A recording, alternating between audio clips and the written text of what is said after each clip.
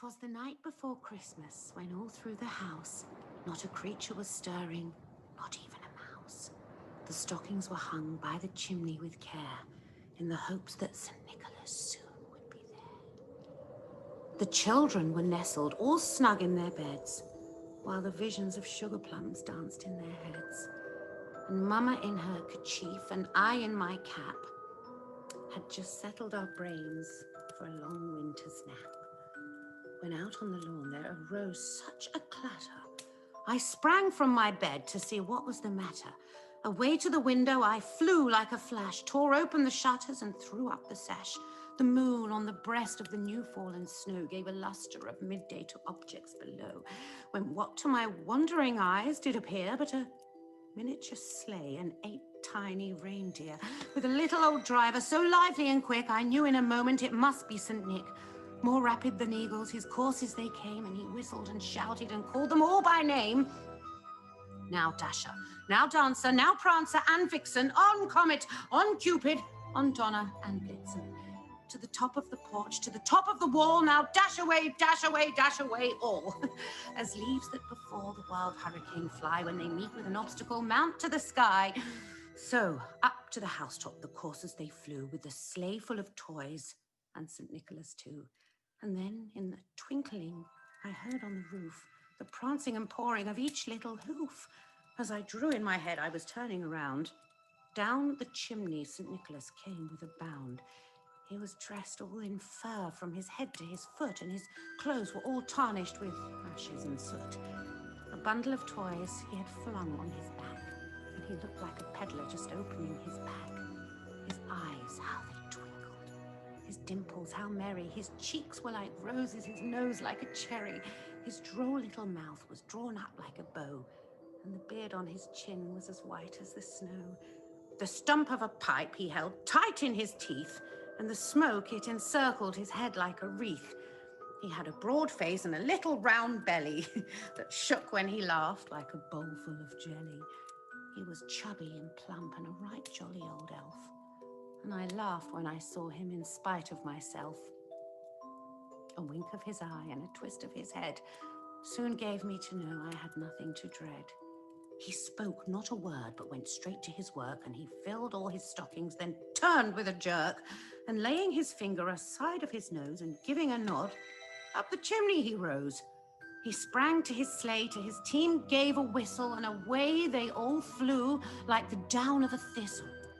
But I heard him exclaim as he drove out of sight, "Happy Christmas to all, and to all a good night."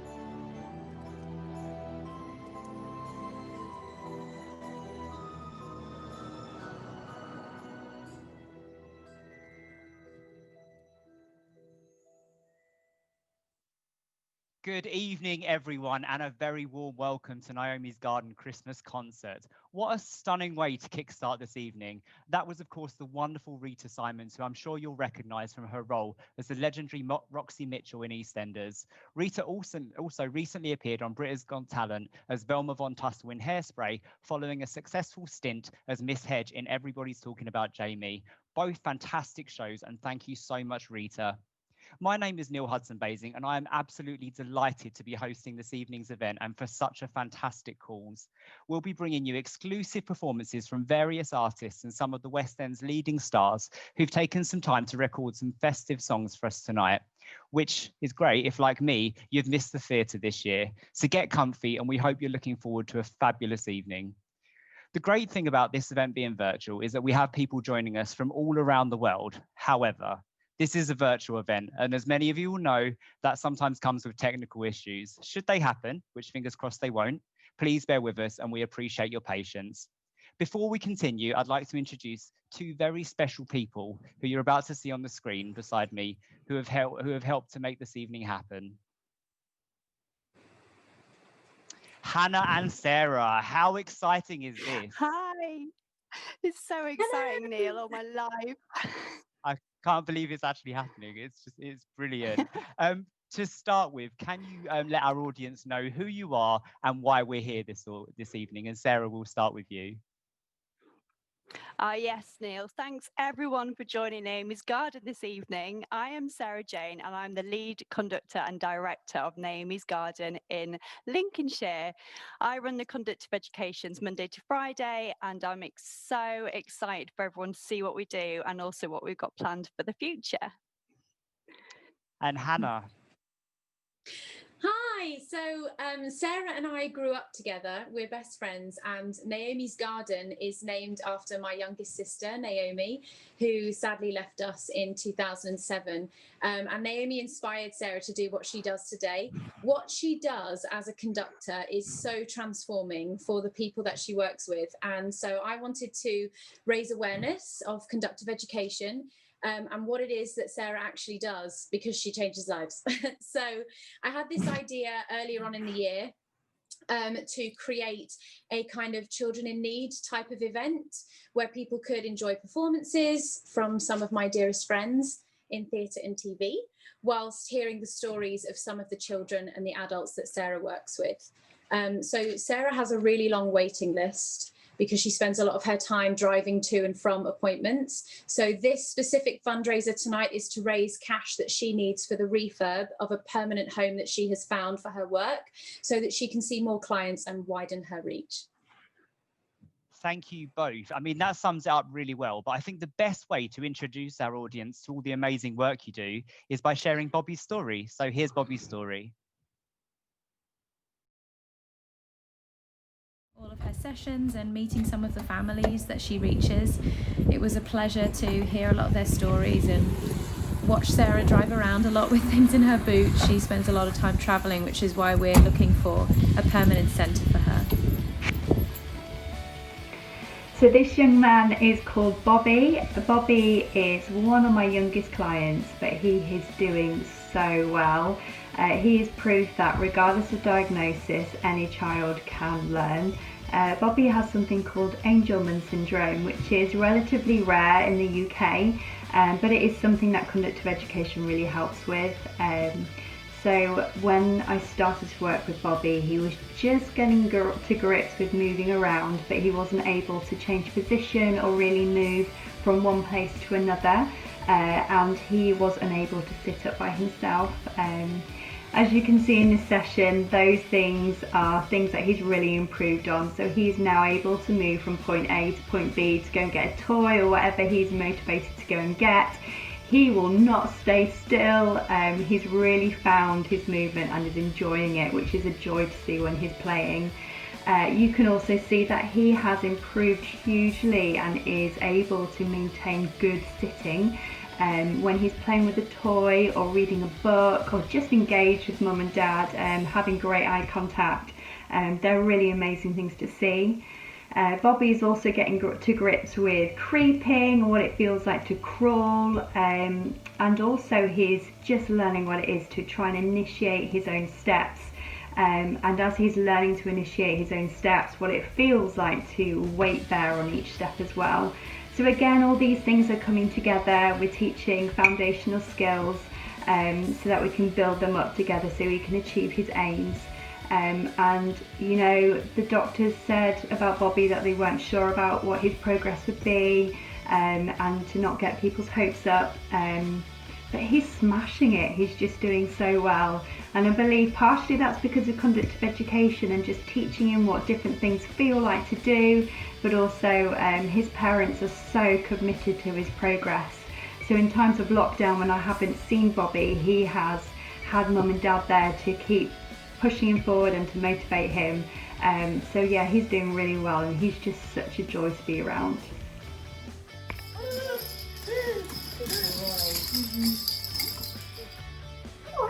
Good boy!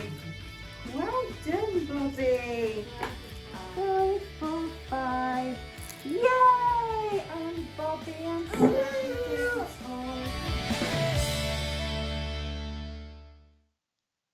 Now, I'm sure I'm not the only one whose heart has just melted. We'll be sharing more stories like Bobby's throughout the evening. You can donate to Naomi's Garden throughout the evening using the details on the screen. Obviously, all donations are gratefully received and go towards creating a permanent base for children like Bobby and for people who will experience life-changing benefits from conductive education. But now I'm going to share some exciting news about tonight's prize.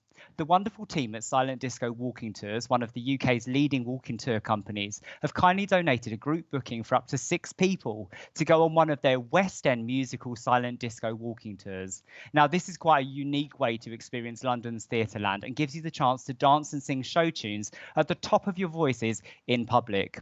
By signing in tonight, you will automatically be entered into the prize draw, and the winner will be notified next week by email. But first, here's a glimpse of what you can expect from the tour. Hi, I'm Sean, and I'm the host of the West End musical Silent Disco Walking Tour. Our tours are for young and old and everyone else in between. As we tour around London's West End visiting theatres, I'll give you some fun facts along the way as we listen to the amazing soundtracks from the musicals. Everyone dances, sings along and joins in this hilarious and lively experience. To purchase tickets or for more information, visit our website. Book now to avoid disappointment. We're selling out fast.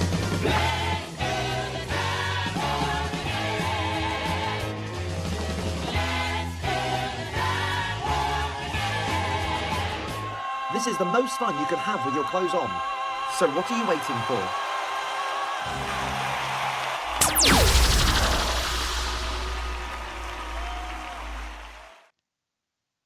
Now, I've actually been on this tour and I can vouch for how absolutely brilliant it is. At one point, me and my friends were doing the time warp in front of a restaurant full of people, as you've just seen, and it is brilliant. So a huge thank you to the amazing Sean and the team at Silent Disco Walking Tours for the prize, and good luck to you at home. I'd now like to hand over to Hannah to introduce our next act. So, our first musical performance tonight comes in the shape of an actor relatively fresh on the scene, but already with 4 awards to his name, including Critics' Circle Theatre Award for Most Promising Newcomer, the What's on Stage Award for Best Actor in a Musical, the Watch This Face Mousetrap Award, and most notably, the highly coveted Laurence Olivier Award for Best Actor in a Musical. He is, of course, the actor who plays Evan in Dear Evan Hansen, and my dear lovely friend, Sam Tutty. Here we go.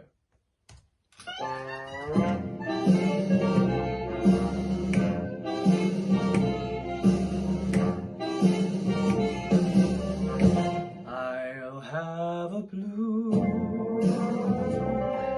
Christmas without you. I'll be so blue just thinking about you. Decorations of red on that unfinished green Christmas tree won't be the same, dear, if you're not here with me. And when those blue snowflakes start falling, that's when those blue memories start calling. You'll be doing alright with your Christmas of white, and I'll have a blue Christmas. Here we go!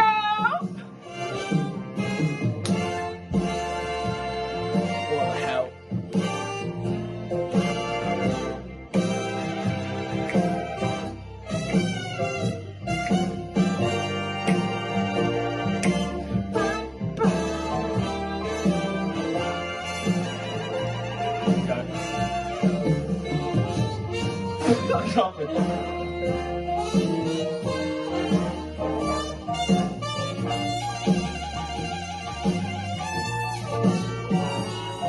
That's high, I can't hit that. Okay.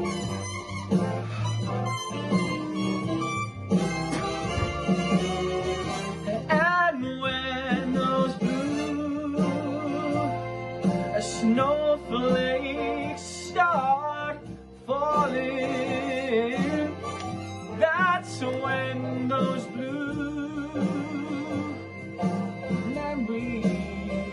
heart calling. You'll be doing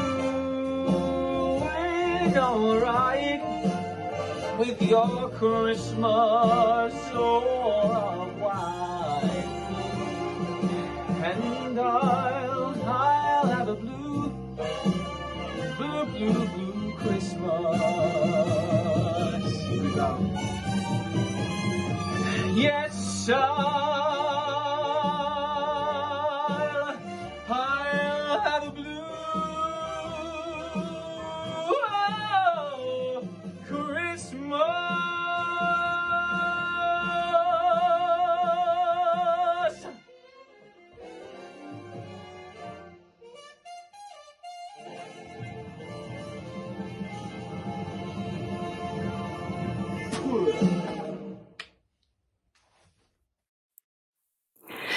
Words I feel so honoured to say. Thank you so much to Sam Tutty for that incredible performance, and I love your Christmas jumper. I now have all the Christmas feels. Before we continue on with the evening, I'd like just to share a little bit about conductive education, because it's something that's really out there but not many people have heard about. So simply put, conductive education is based around a child or an adult actively learning. Within conductive education, we believe that every child and adult with or without a diagnosis has the ability to learn and to progress. We take people on a journey to reach their full potential. We do this by teaching them the small skills that they might need to achieve those bigger things. We teach the hows, not just the whats, and this creates a wonderful dynamic learning environment to see progress grow. Now, when people ask me what makes conductive education special, I just always have to go back to that really unique relationship of trust that we develop with our participants. We are helping them develop as a learner and enabling them to reach new levels of independence, like you saw with Bobby moving around. That might look like something so simple to some, like having eye contact for that first time with mum and dad, or maybe rolling or crawling, or the bigger things like stepping and standing. But in order for this to happen, there has to be a strong relationship between the child or the adult and the conductor. And that relationship is fully built on both respect and trust.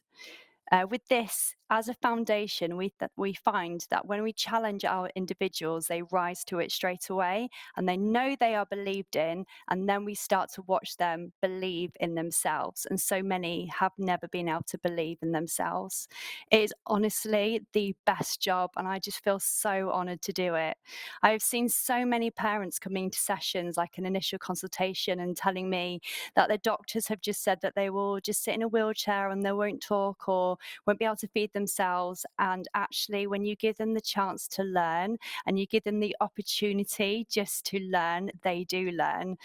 So during tonight, you'll see some prime examples of what happens when you give a child or an adult the ability to learn. And this is an introduction to one of my closest friends, Salvador. I've been working with Salvador for about 10 years, and he does have cerebral palsy, and he is just an amazing advocate for conductive education. So I would like to just introduce him. Enjoy this video. So this is Salvador. Salvador has been working with me now for about 10 years since I graduated. But actually Salvador is a complete pro at conductive education. He actually was studying it way before I even knew it existed at his college down in Coventry. And when he found out that I had qualified and that I'd come into his town that he'd moved back into, he was really excited to start conductive education because he knew and he'd experienced the benefits of it before. So we've been working for 10 years, and honestly it's been such a brilliant experience for me and also for him. We make such a good team. So Salvador will work on things in his session such as increasing and improving his range of movement, looking at improving his standing, weight transference, his balance, reaching. Salvador also has some primitive reflexes that we're just working to control and improve and reduce. And he's also working at things like self-confidence, looking at his fine manipulation so he can improve with that, which obviously helps with self-care kind of skills. And he's just doing so well. Salvador is one of those people that you look at and you realise cerebral palsy does not make you limited, disability does not make you limited. He has a degree, he has held down several jobs over the years, he's even spoken in the Houses of Parliament. He's just incredible. And actually over the last 10 years he's become one of my very close friends, and I'm really thankful to be able to have the opportunity of working with him. Hi everyone, I'm Salv and I'm here to tell you a bit about my journey with Conductive Education in Naomi's Garden. Conductive Education, I can't recommend it to anybody enough, especially if you have problems with spasticity and a disability. It has really helped me with my stamina in standing, with my weight bearing. It's given me loads and loads of leg strength and definitely improved my range of movement. And one of the things I've achieved this year is I can now stand up with limited aid for about 6 seconds, which is amazing. And it would be great to be able to access the service for free. Thank you, Sarah Jane, for all you've done for me, the adults and the children who take part and belong to Naomi's Garden. And also, because of Conductive, I've been able to have enough flexibility in my hands and fingers to be able to do this.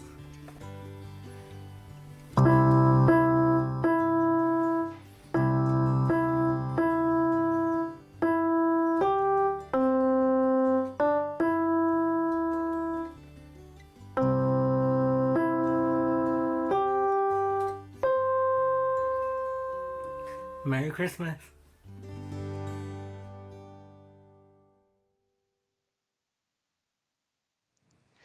Such an inspirational story. Salvador, we're all wishing you a very Merry Christmas and we can't wait to hear more about your progress. And Sarah, thank you for such a beautifully passionate explanation of conductive education and the work you do.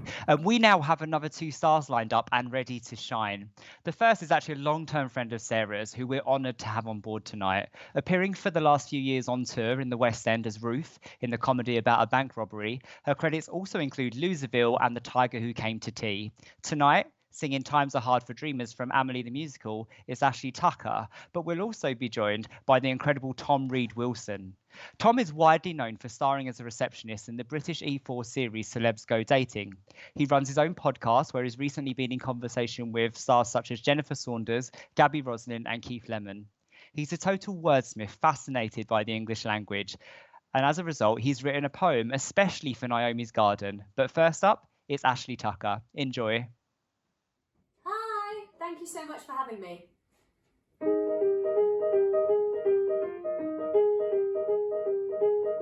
They say times are hard for dreamers, but they would be hard for me. I've saved up everything I know to take that step beyond the lawn, keep walking till I see the station and then see it go. Inside the train, out through the glass, my finger tracing all of these towns I've never heard of, racing past.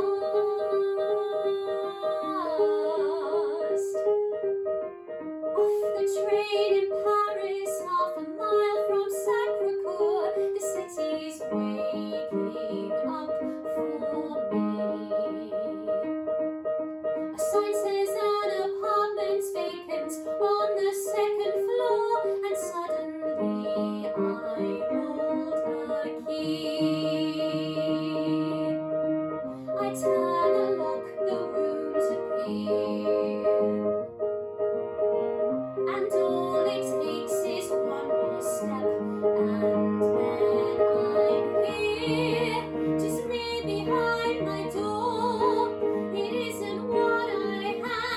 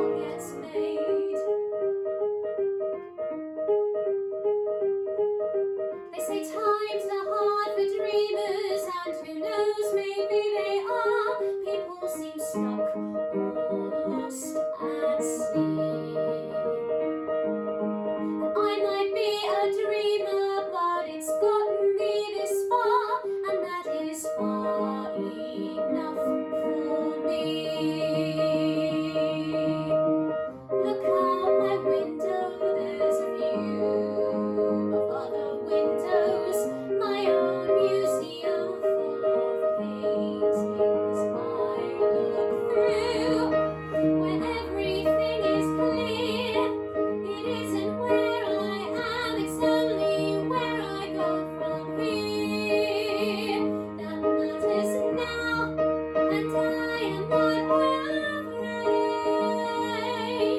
And everything I'll ever need appears. This is how my world gets made.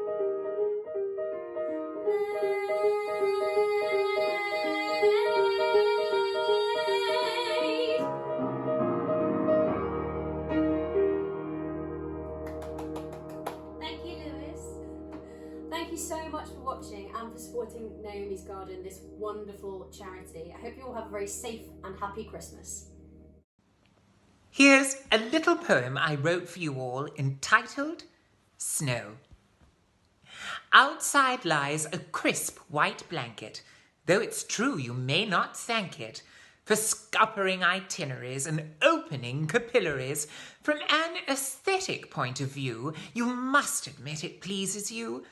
And if you're aged but 9 or 10, I suspect the moment when head teachers state that with dismay the snow means there's no school today, you privately delight and cheer and wish that there was snow all year. For those who by the fire are restive, there is nothing quite so festive as trudging through the brilliant white to make by hand that mirthful sight. Jack Frost insists you have a go and build a man that's made of snow. This is Hetty. I have been working with Hetty now for a year and 2 or 3 months, and her main issue is that she has very low muscle tone, which means she can find it very hard to do things like change position from standing to sitting or vice versa, or going down to the floor, or even things like standing and writing. But through Conductive Education at Naomi's Garden, she has just improved so much. When I first saw her back in August 2019, she wasn't able to do any steps independently, but now when Hetty's feeling confident and comfortable, she will do many steps, especially around the house and in the garden, without any help at all. We've even had a little trip to Tesco's to practice our walking there, and she did so well. Hetty has also been working really hard on fine manipulation, which is really important when a child is looking to be as independent as possible. So things like zips, working on bringing our thumbs and index fingers together, writing, buttons, brushing our teeth, all those kind of things that help us be who we need to be. Hetty has been working really hard on them. And looking at her now, the progress is incredible, and she has a wonderful team around her. Both parents and her brother are so supportive, and also grandparents and aunties and uncles and all the rest of it. So Hetty is going to continue to go far. She's doing incredibly well, and she's a fighter. She's going to keep going, and I look forward to seeing where she goes in the next year and the next year and the next year. Keep it up, Hetty. 43, 44, 45. It's not just for children with cerebral palsy, it's for all different kind of neurological problems. Yeah. So I just texted her one day and just got to the point where I wanted to give her something extra. She was getting frustrated that she couldn't walk on her own, and Sarah's given her kind of ways to, well, she's got a walk in, which is invaluable. 104, 105, 106. I'm impressed.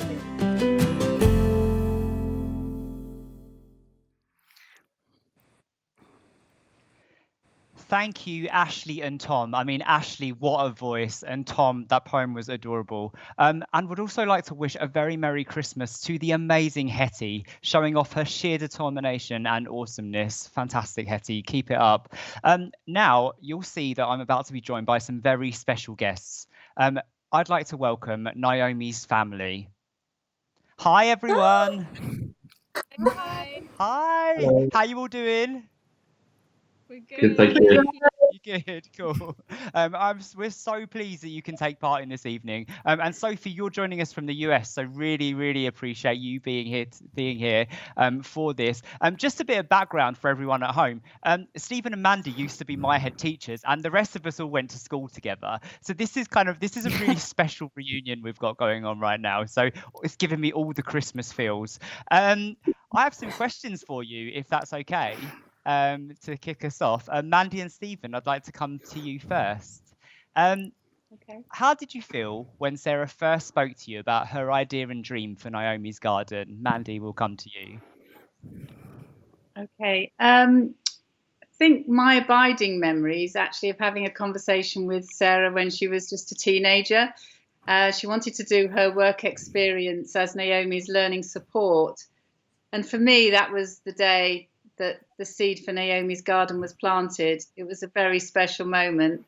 But I don't think I could have possibly foreseen just what a beautiful legacy it would eventually lead to. It's fantastic. I was so grateful that a young woman, I was so grateful that a young woman would want to invest her life in helping challenged youngsters back in her hometown and in such a rural area. Fantastic, thank you. Sarah, when did you realise that you wanted to set up Naomi's Garden, and how did you feel about sharing that news with Naomi's family? Were you nervous at all? Yeah, I was a bit nervous, but I'll never forget that phone call. I was in my spare room at home, and when I used to live back with my mum just after university, and I was speaking to Mandy and Stephen on the phone, and they were driving in the car, and we were just talking about what conductive education would look like in a practical sense in Lincolnshire, and Mandy said, well, what are we going to call it? And I'd had this name like birthed inside of me months before. And I just said to her, I think we should call it Naomi's Garden. And it just felt so right when I was speaking to her about it. So yeah, we set it up as Naomi's legacy in her absolute beautiful memory. And it became so clear after after Naomi died, how many people's lives she'd changed, and we didn't even realise. And I just wanted her legacy to continue. And I just wanted to help as many little Naomis as possible in her hometown in Lincolnshire. Oh, fantastic. And here we are this evening doing just that. Mandy and Stephen, Naomi was born with cerebral palsy. You already had 4 children, you're running a school and a church, so you already had a lot of responsibility. How did Naomi coming along change? But more importantly, how did Naomi shape your lives? A family with a child like Naomi can go one of 2 ways. Either they can be drawn closer, the members can be drawn closer, or they can be pushed apart. For us, she drew us closer and we became a team. Fantastic. Mandy? Initially, for me, faced with the trauma and grief, if you like, of disability, my world came crashing down. I literally felt as if my heart had been broken, but it took a while for me, I guess, to see the sun shine again. But what it has shaped in me longer term is something akin to what Rudyard Kipling says in his poem If, which my dad taught me when I was young. And he says, if you can meet triumph and disaster and treat those 2 imposters just the same. So life is never perfect, and we do have to learn to live with the tension of finding sunshine in the darkness and peace amidst the noise. And Naomi taught me how to do that. Oh, fantastic. Thank you. Hannah, Sophie, Emma and Luke, as siblings, tell us about your relationships with Naomi and some of your memories about growing up with her. Luke, we'll come to you first. Well, I was the youngest before Naomi turned up, and I was the only boy. So I think I got the privilege of just enjoying her company, getting on with her. We used to make each other laugh a lot, and we just had a really good time, and these guys looked after us well. They did. I remember that. And obviously, kind of like your time with Naomi has gone on to influence what you're doing now. Yes, I work in a special school in Bristol now, and it's just the most amazing thing that I think I could have ever chosen to do. Not much more I can say about it, I guess, without getting emotional. But yeah, I love it. Thank you. And Emma? I guess one of one of my first memories is the thing that sort of springs to mind. I remember when she'd been brought back home from hospital. And I remember in hospital, myself and Luke were more concerned about the park outside. So I didn't really spend much time with her when she was in there. But when she came home, I remember being fascinated by the fact that my mum was starting to bathe her in the sink. And I was just in awe of this little body and how it could fit in a sink. And I remember asking my mum why she was having to hold her head up. And her response to me was that, well, you know, she can't hold her head up like you and I can. So that's something that we're going to have to help her with. And so I took so much pride in that moment in being the one to hold her head above water, obviously feeling the pressure at the same time. I think if it was Luke, I'd have dunked him. But yeah, I took a lot of pride in it, and it's one of the memories that really stands out because it was definitely one of my first memories of her, but a special one. Thank you, Sophie. How about you? It was the small kind of significant moments that happened in her schedule. So usually we would have a lot of downtime together after school, and that looked like pretty much Teletubbies every single day. So we'll spare all the songs that I've memorized over the years. We got hours of renditions ready for you if you need it. Thank you. And finally, Hannah. Yeah, so I was the eldest of the five of us. So as Luke said, we, as older girls, kind of did a lot of care, the care aspect side of her care. I went to lots of physio appointments. I helped giving her a medication. I took a gap year out to be her one-to-one in school. So that was kind of how my relationship with her went. And we kind of had our own language, understanding each other. I remember a time that she was laid on my double bed and she was non-verbal. So she didn't speak. And I remember her moaning and I was trying to figure out where it hurt. And I suddenly realised that she wasn't in pain. She was just bored stiff. And so I said that to her. I said, "Oh, you're not in pain, are you? You're just bored stiff." And she screamed with laughter and relief. She was like, "Thank God you got it. Like, stop checking my body for pain. I just want you to move me." So that made me think of all the times that I didn't understand her. And I'm sure there were many, but her nature was so sweet and beautiful. And we all kind of had our own ways of communicating with each other. Oh, thank you for sharing such beautiful memories. And I remember her as such a beautiful, happy little girl. So it's really, really lovely to kind of talk about her tonight. You're all obviously huge supporters of Naomi's Garden and passionate about the work taking place there. Some of you recently took part in a 3 Peaks challenge to fundraise for Naomi's Garden. And we're going to watch that video and see how you got on.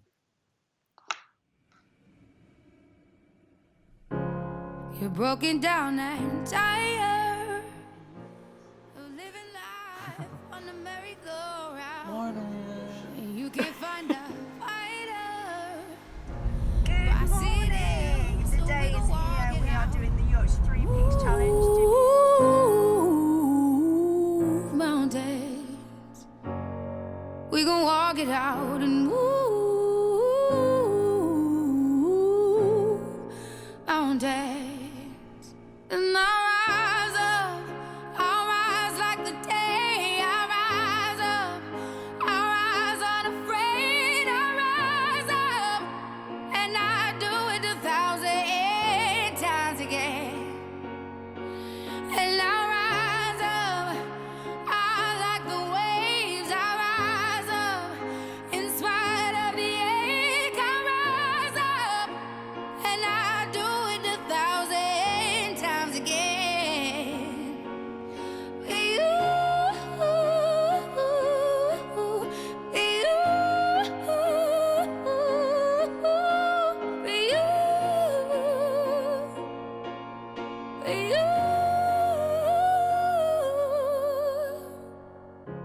The silence isn't quiet, and it feels like it's getting hard to breathe. And I know you feel like dying, but I promise we'll take the world to his feet. Move mountains, bring it to his feet. Move mountains, and I'll rise up. I'll rise like the day. I'll rise up. I'll rise unafraid. I'll rise up, and I do it 1,000 times again.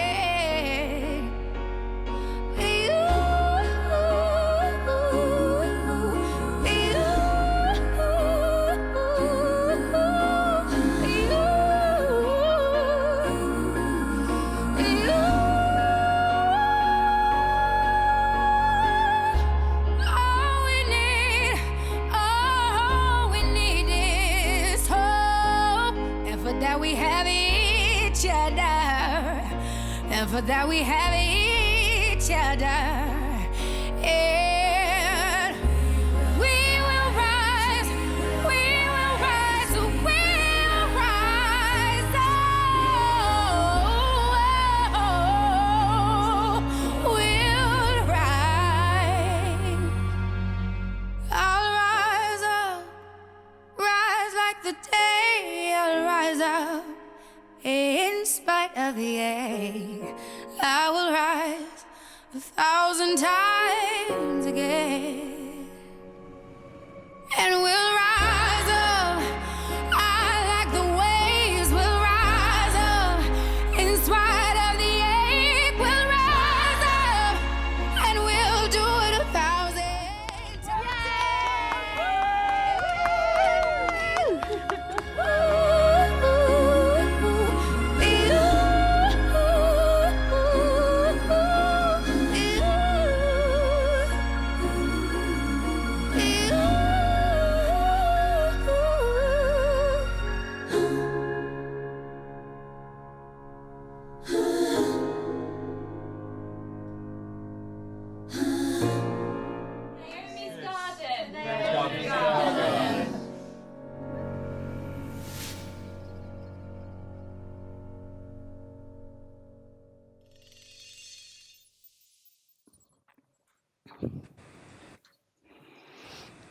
I mean, what a beautiful video, but what a challenge. It looked pretty grueling, and certainly not helped by the weather. Mandy, what kept you going, and did you ever think, what have I done? Yes, the weather was horrendous. I never imagined I could walk the number of miles I did not being a walker. But I think it was probably the camaraderie and definitely the mission that kept me going, for sure. Brilliant. Luke, I know you're into your health and fitness. Was it as tough as you'd imagined it'd be? Yes, it was much tougher. I think I've been used to seeing friends put up these kind of challenges on social media over the years, and you kind of get used to it and desensitized to the idea of these huge challenges. So when I actually did this, I realized I was probably unprepared, and it was incredibly difficult. Yeah, very, very tough. Emma, how was it for you? It was really difficult, to be honest. It was definitely the most physically taxing thing I've ever done. I think if it was a sort of bucket list experience, I think I'd have capped it at 2 mountains and sort of gone, you know what, I don't need to prove anything to myself. I need a cup of tea. But I still had one of those, let's face it, or 5 afterwards. But it was definitely knowing why we were doing it. That was the thing that hauled me up the 3rd mountain for sure. I was in a lot of pain at that point, but it was worth it. It was definitely worth it. But Quick fire answer for all of you. Would you do it again? Yes. Yes. I love it. Love it. Sarah, you are becoming quite the queen of challenges. What is next for you? Neil, we've got 2 things coming up. So the first one is we're jumping out of a plane on the 27th or 28th of February. Shout out to Dougie Smith, who's joining me for that. And also we're thinking about walking the national 3 peaks next year. So anyone who'd like to be part of that, please get in touch. The more, the merrier. Brilliant, brilliant. Education has been such a huge part of all of your lives. Mandy and Stephen as head teachers for many years, and Hannah, Sophie, Emma and Luke growing up with your parents running a school that you all went to. It must be really inspiring to know that Naomi's legacy lives on today and continues to touch so many lives through conductive education. Sophie, how do you feel about it all? I think it's amazing we would ever have foreseen it this. Growing up in a place where education, the discussion has been so paramount, I think if we were able to try and guess what the legacy would have looked like beyond the school we attended, it would have been strategy meetings, special plans for individual kids. And in fact, when we look back, I don't think we ever would have guessed it would have been the person who was the quietest in the corner who would leave the big legacy, and the one who honestly on paper was the least academic of everyone. And instead she's the one who is ingrained in all of us to just go on to see the need, to see the individual, and then for a better future for people with special. Thank you. Stephen?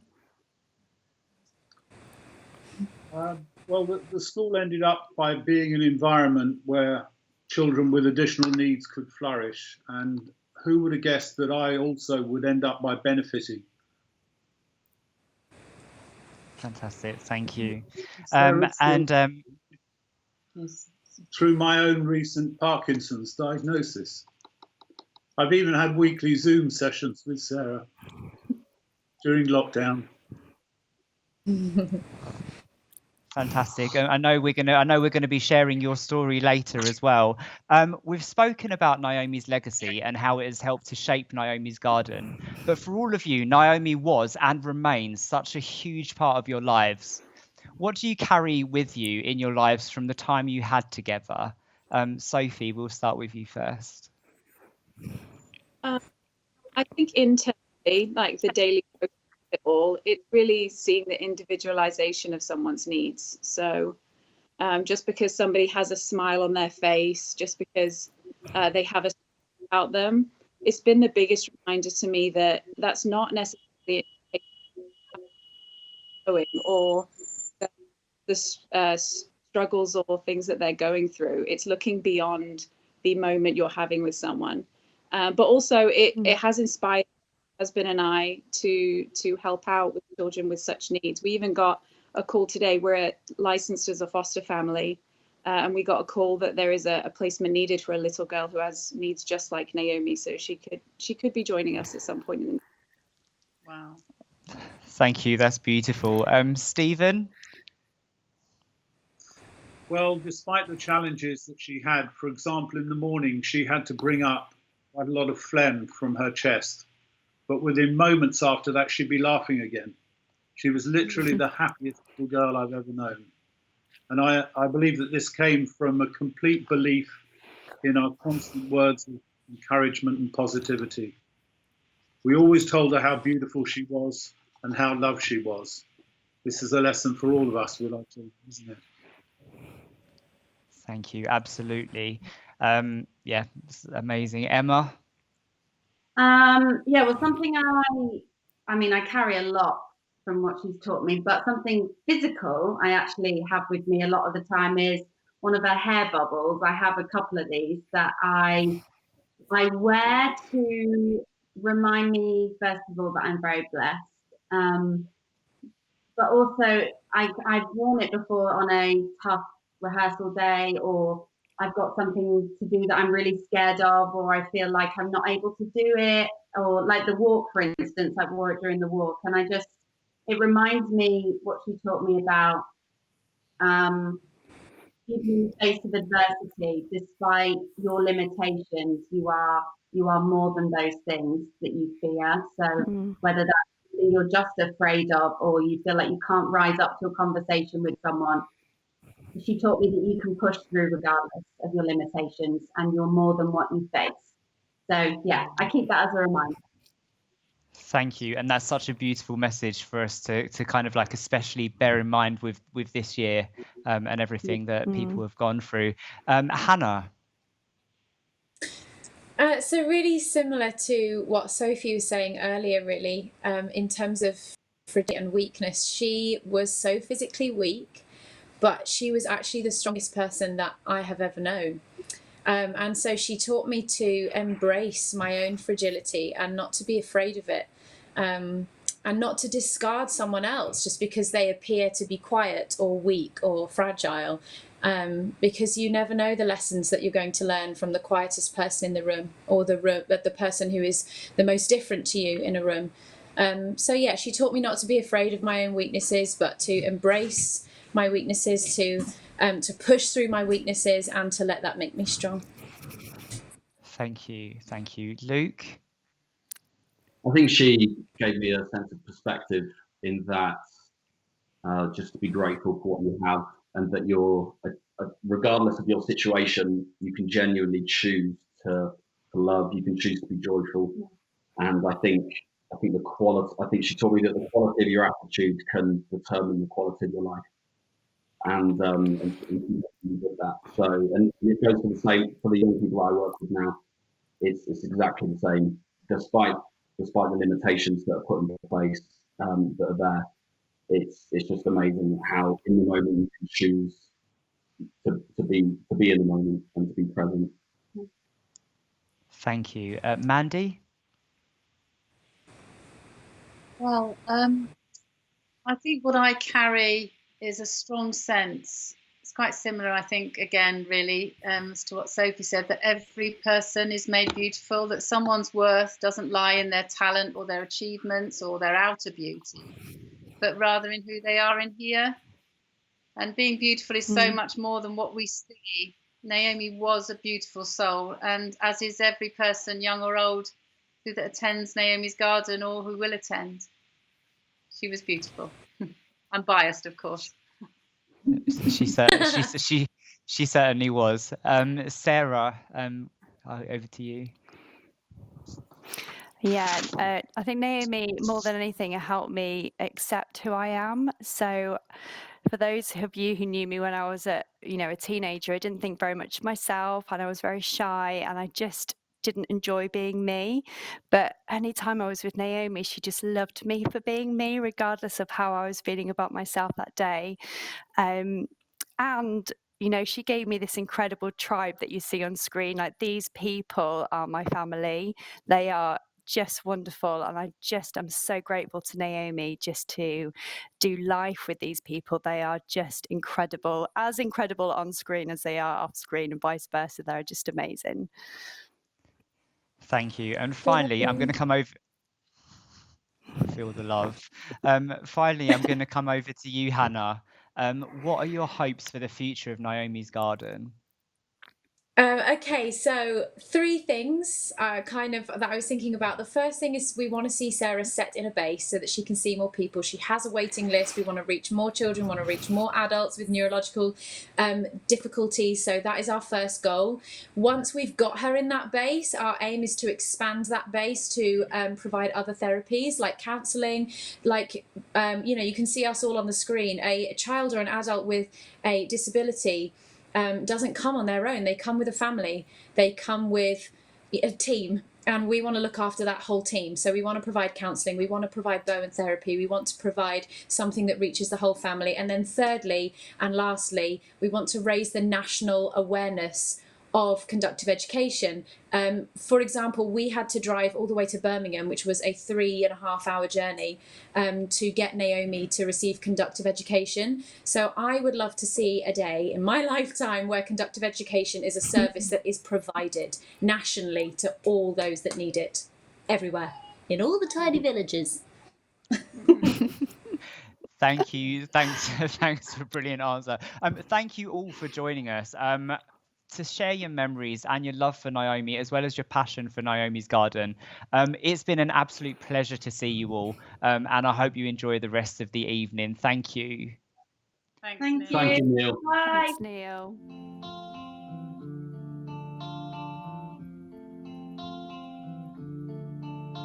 I heard there was a secret chord that David played and it pleased the Lord. But you don't really care for music. do ya? Well, it goes like this: the fourth, the fifth, the minor fall, and the major lift. The baffled king composing hallelujah, hallelujah, hallelujah, hallelujah, hallelujah.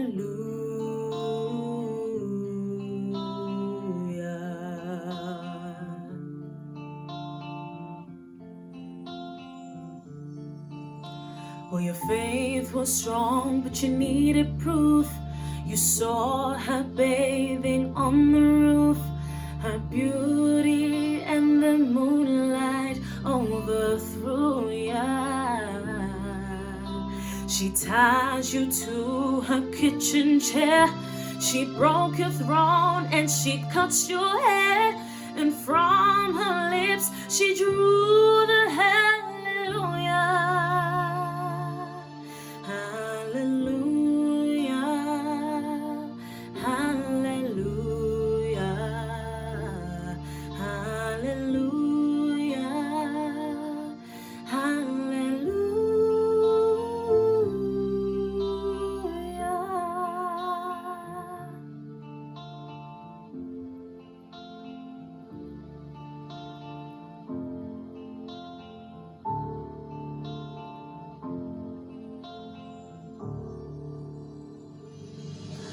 maybe there's a God above, but all I've ever learned from love is how to shoot somebody who outdrew ya. It's not a cry that you hear at night, it's not someone who's seen the light, it's a chord and it's a broken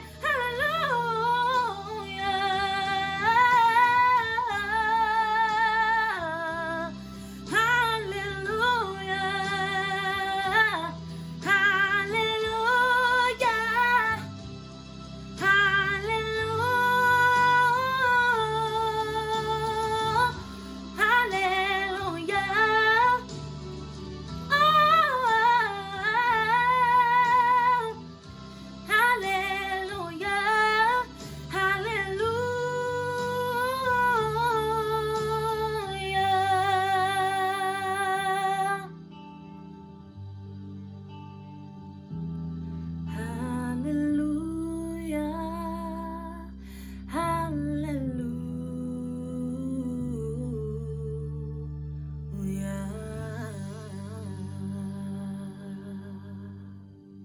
Merry Christmas. I'm Sam Bradley. I'm Marcus Foster. Thank you for joining us at Naomi's Garden Christmas Concert. It's a cause that's very close to our hearts, and we hope that you get to donate, and we hope that you're enjoying the show. This is This Christmas by Donny Hathaway.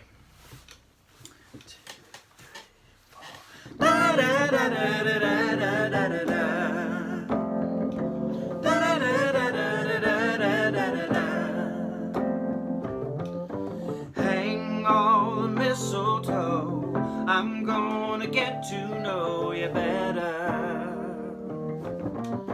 this Christmas. And as we trim the tree, how fun it's gonna be together this Christmas. Fireside is blazing bright, we're caroling through the night, and this Christmas will be a very special Christmas for me.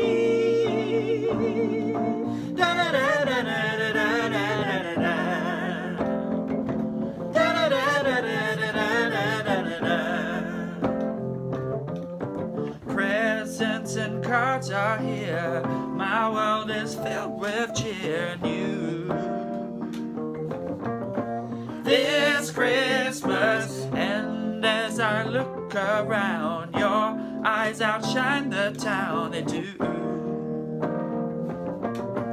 This Christmas, fireside light is blazing bright. We're caroling up through the night, and this Christmas will be a very special Christmas for me.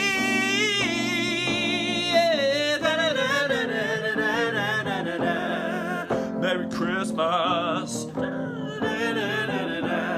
Merry, merry. It's so merry.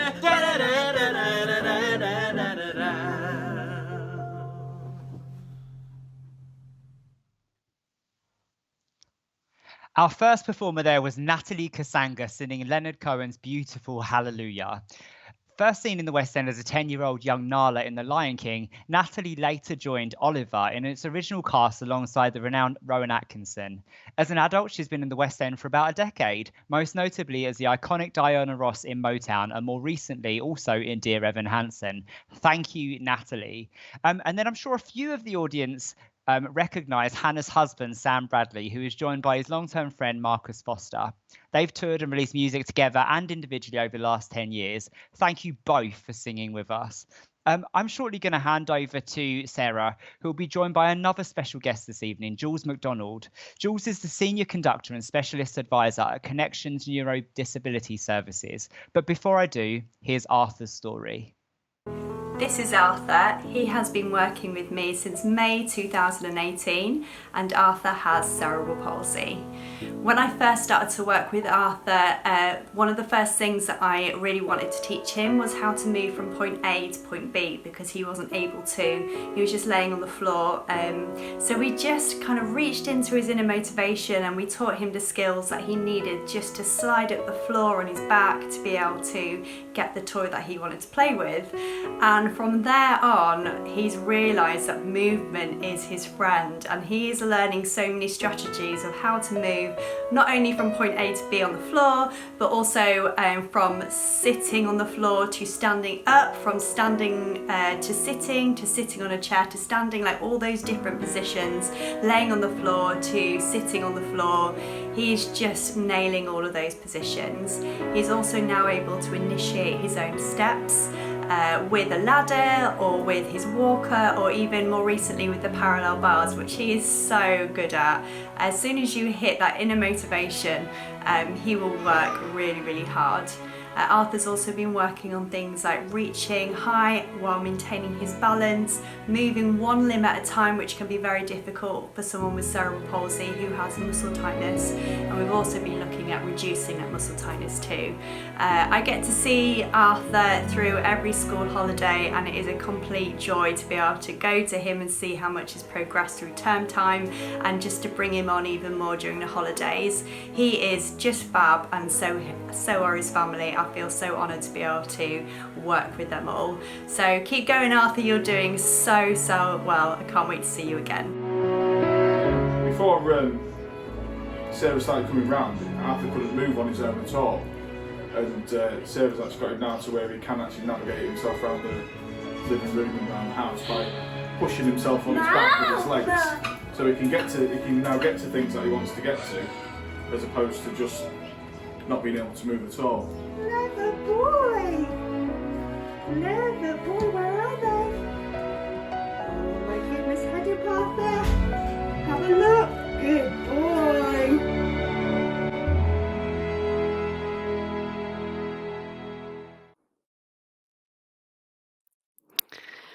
Thank you for that video, Arthur. You are just the cutest thing in the world. I just wanted to welcome my friend and someone who actually helped train me. I went to placement at when she was working at a different charity, and so it's an honour to have her with me today. And that's Jules McDonald.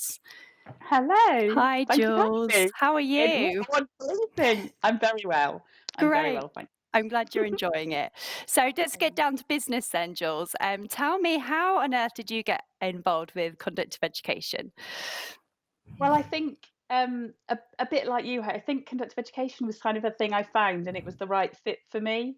And my cousin, in fact, who's 10 years older than me, she trained as a conductor. She went to Hungary in the early days, and she trained. And I was very influenced by her. I was from a big family like Naomi's family, and I didn't have any sisters, so she was a big influence on me. And so very early on, I just thought I'd like to do what she does. She's good at that, and that sounds fun. But then also, the village where I grew up, there was a young man. Well, he was a young boy at the time, and he went over to Hungary and had conductive education, and I saw that change in him. And I think so from really early on, I was like, well, that's a thing. And I think I'd quite like doing that. And I just never questioned it again. I just went, okay, I'll do that. And I mean, how fortunate. I've had a life of doing a job that I absolutely love. And I never had to worry about what else I was going to do. Just did that. So yeah, I absolutely love it. Isn't it amazing how these little people that we meet just shape our lives? It's just incredible. Jules, a little bird tells me that you have actually expanded your team of late. Can you just tell us a little bit about that? Yeah, so my services run really quite similarly to yours at the moment. I mean, you're hopefully getting the base that you need, and hopefully I will at some point too.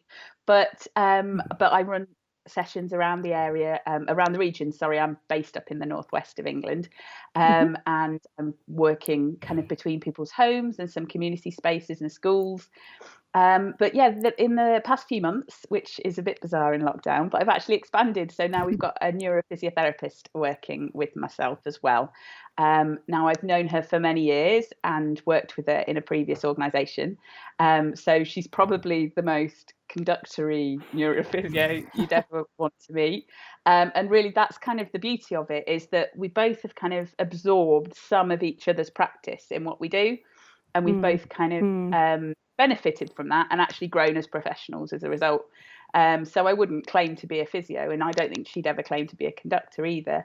But I think what we know and what we learn from each other has certainly enhanced what we can do. And we work extremely well when we run groups together, and we're very kind of tuned into each other's practice. So it's really good. It's exciting time. That's brilliant. I know that I've grown so much in my practice since working alongside different professionals and having a different point of view. It's really good to do in terms of best practice, I think, too. We're excited to show a bit. Yeah, exactly. We're excited to show a video of you, Jules, working with your people. So we're going to play that now. 3 and down. Lovely. And if you're able to, just try to lift both elbows. It won't be a big movement, just a little one. Lifting both elbows. Good. Up and down. You and standing tall. Wow. You and standing tall. Where's that face? 1, 2. Elbow lovely and straight. Well done. And I bring it down. I bring it down. 1. Good. 2. That was a good one. Well done. 3. 4. 5. Where are you looking this time? Looking straight at your bag and your... Okay, so get your balance. Stop there. Control it. Head up. Okay. Step. Boxing back. 1, 2, 3. Good. 4. Lovely, Andrew. 5. Last time. Open your fingers. 1, 2. Good. 3, 4, 5. Brilliant. Well done. Come on. Lovely. Keep going. Chin up.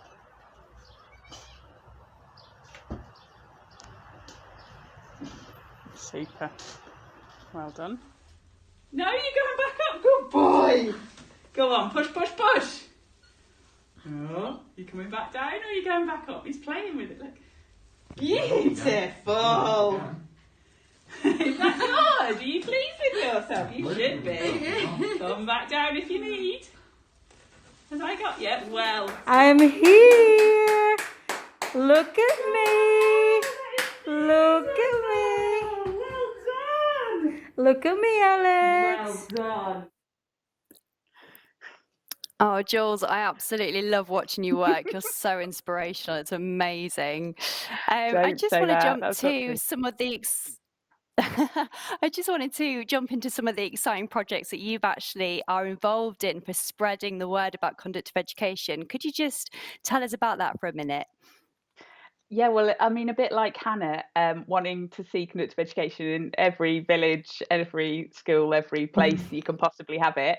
And I've got sort of a couple, so I'm doing some small things to try and help that, and I'm trying to do some slightly bigger things to try and help that as well.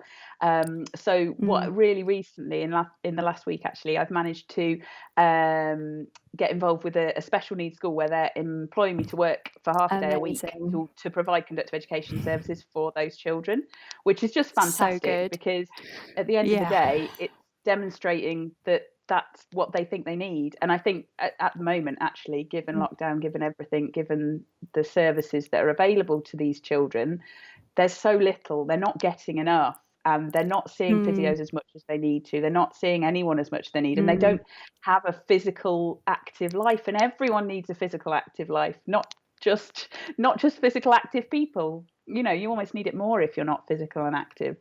Yeah, absolutely. And so that's really thrilling. So I'm really pleased with that. And I think that's a really strong step for a school to approach me on that sort of basis is brilliant. And also I am in the process of participating in some evidence submission to Parliament. So there's a thing called the All Party Parliamentary Group. All Party Parliamentary Group. Sorry, it's a bit of a mouthful. On CP. And it's specifically focused around CP because that's kind of a large condition and it's a well-known, well-researched condition. But it's talking about what is wrong with what exists for those children and how it can be made better, and then how it can be continued throughout their life to continue that progress, continue that, you know, value for them in their communities, for them in themselves, and so on. So I've been attending these Zoom parliamentary group meetings, which has been really interesting, fascinating. And also I'm submitting some evidence with another school that I work alongside, a conductive education school. We're submitting some evidence together to sort of say, we've got some of the answer here. We've not got the whole answer, but we've got a really big part of it, that all of these children and all of these children that become adults need education in their life because it's part of that jigsaw and it's really important. So yeah, so that's very exciting. Absolutely. I'm not standing up in Parliament like Salvador, Jules. but it's a step. One step at a time. Jules, just really quickly, what would you say to anyone who's thinking about joining conductive education or getting in touch with us and they haven't yet taken the plunge? What would you say to them?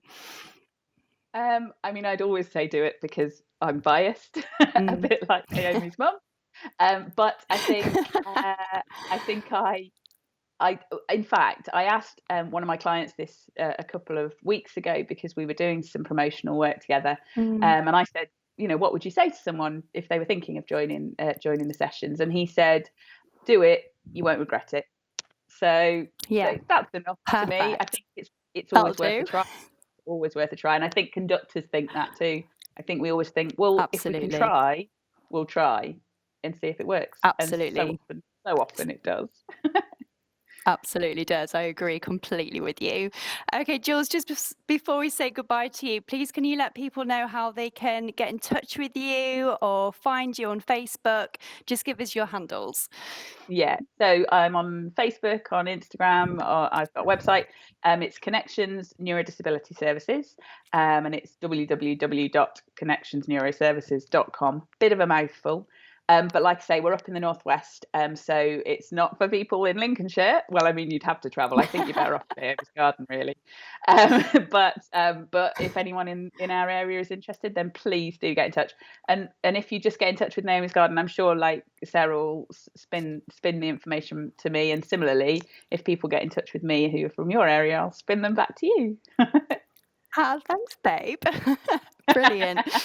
Jules, thank you so much for joining us this evening. I just think it's so important for us to share experiences with each other so we can have best practice and that's just to improve conductive education for all of our service users and for those who really need it. So I really am looking forward to working with you more in the future. Thank you so much, Jules, for your time. Thank you so much, Sarah. Have a lovely evening. It's been absolutely brilliant so far, and I hope you raise lots and lots of money. You really, really should dig deep, folks, and give them to these guys. They're doing very good things. Jules. Have a lovely Thank evening, you. folks. Bye. Bye. Thank you both. It's fantastic to hear about all the work you're doing, and this has been a real education for me, and I'm sure a lot of our audience, about the importance of conductive education. We're seeing the difference it can make to people's lives, and from all the videos we've watched and from chatting to you earlier, Jules, we can see that it's not just about the physical side of it, it's about the overall well-being and developing those lovely relationships, and how that can make it work. So thank you. As you probably guessed, we are overrunning, so do bear with us. Just like any live show, these things happen. Our next two performances are coming up, and we're delighted to introduce the sensational Lucy Jones. Lucy rose to national prominence in 2009 as a contestant on The X Factor. She's performed in Les Mis, We Will Rock You. She played Elle in Legally Blonde, and she most recently wowed audiences in the West End as Jenna in Waitress. She's even represented the country in the Eurovision Song Contest, so it's a real pleasure to have her sing for Naomi's Garden. But first, we have some faces that you may recognise from our 3 Peaks Challenge video. Enjoy.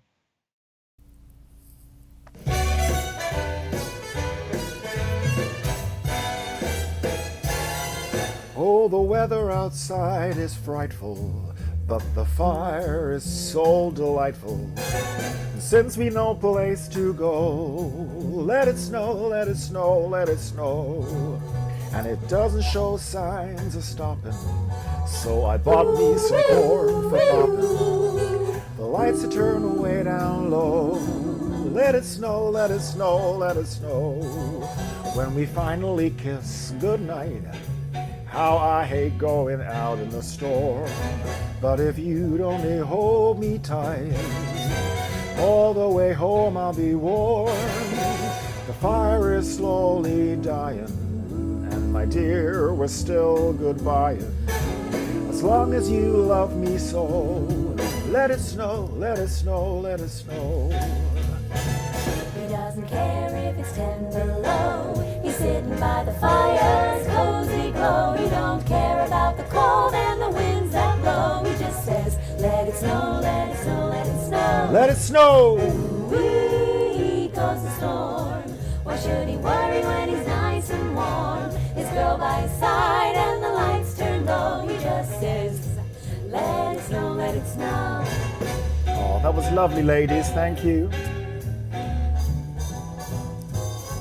Oh, the weather outside is frightful, but the fire is delightful. Since we no place to go, let it snow, let it snow, let it snow. And it doesn't show signs of stopping, so I bought me some corn for popping. The lights are turned way down low. Let it snow, let it snow, let it snow. When we finally kiss goodnight, how I hate going out in the storm. But if you'd only hold me tight, all the way home I'll be warm. The fire is slowly dying, and my dear, we're still goodbying. As long as you love me so, let it snow, let it snow, let it snow.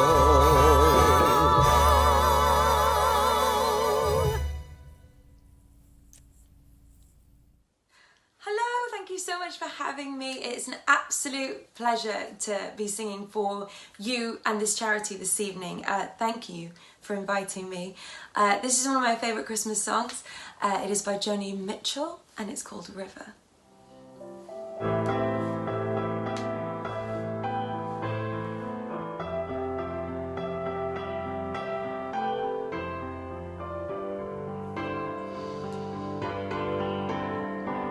It's coming on Christmas, they're cutting down trees, they're putting up reindeer and singing songs of joy and peace.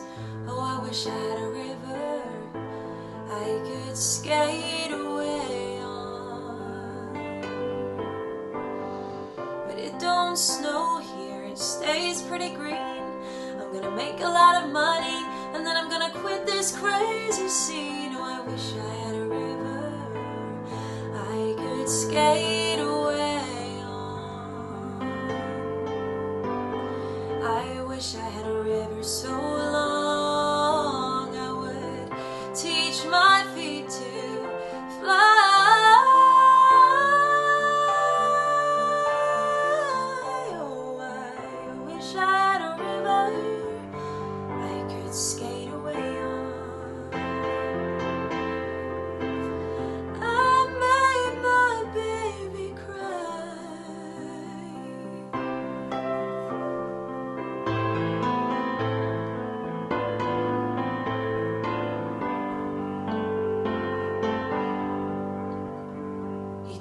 hard to help me, you know. He put me at ease, and he loved me so naughty, made me weak in the knees. Oh, I wish I had a river I could skate away on. I'm so hard to handle, you know. I'm selfish and I'm sad. Now I've gone and lost the best baby that I've ever had. Oh, I wish I had a river I could skate away on. I wish I had a river so long I would teach my feet to fly.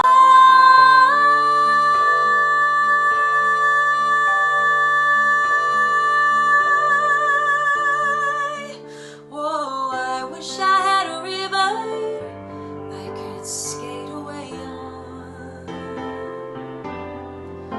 I made my baby say goodbye.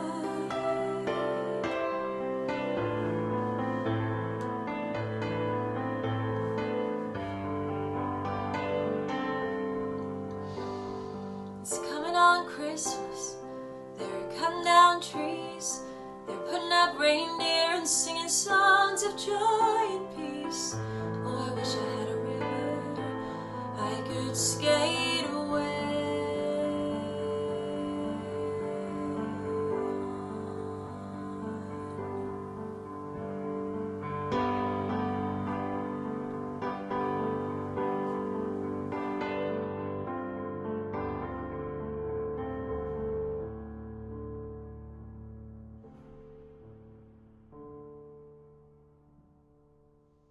This is Stephen. Stephen has been working with me for about 18 months and Stephen has Parkinson's. During a session with me, Stephen will work on a variety of different tasks and we will do those in different positions, from lying position, sitting position, standing and walking. And the kind of things that we're working with for Stephen and anyone else with Parkinson's is looking to reduce rigidity or prevent rigidity from setting in, increasing range of movement as much as possible, working on walking, trying to prevent any shuffling from happening and also any falling, working on balancing, transference of weight when stepping, all those things that are required for someone to maintain and increase their independence. We also look at increasing the ability to use our fine manipulation for different tasks, such as writing. Often with Parkinson's we can find that writing will get much smaller, so we fight against that and we try and prevent that as much as possible by really working on initiating our writing to the best of our ability. We'll also look at increasing our facial expressions, which can sometimes be lost with someone with Parkinson's, so looking at raising our eyebrows and smiling and just showing different emotions. So there's a variety of different things that we'll work on in a session. No session is ever the same. We as conductors, we use our observations to see what is required for that individual, and yes, we work on very generic aims, but we make it really individual, and that could be something like improving a right side, like an arm, or it could be something like just trying to bend ankles up better than we have been doing, or it could be something bigger, that like maintaining the ability to drive. All these different things add up to create a really good conductive education session. Stephen has taken to conductive education like a duck on water. He works really hard and he implements what he learns at home, and he also does go into different therapies as well, such as Bowen therapy, which working together seems to be working really, really well for Stephen. So we're going to keep working with Stephen. He's doing really well and he's such a joy to have in sessions. The significant thing for me was that because of the challenges that I had physically, and that I could feel those challenges on a day-by-day basis, I started to restrict things such as movement, my ability to sit down, speed of walk, those sort of things. And my advice is to anyone is that if you don't get some sort of help with regard to that, you'll find that the restrictions close you down in so many different areas. It should definitely be provided. It's one of the things that have been a bit challenged about, and that is that I haven't really had any encouragement to attend classes, to go to a gym, to exercise as much as possible. That just has not been the case. It's been more a case of what medication I have rather than what other exercise I take. Oh, significant change, yeah.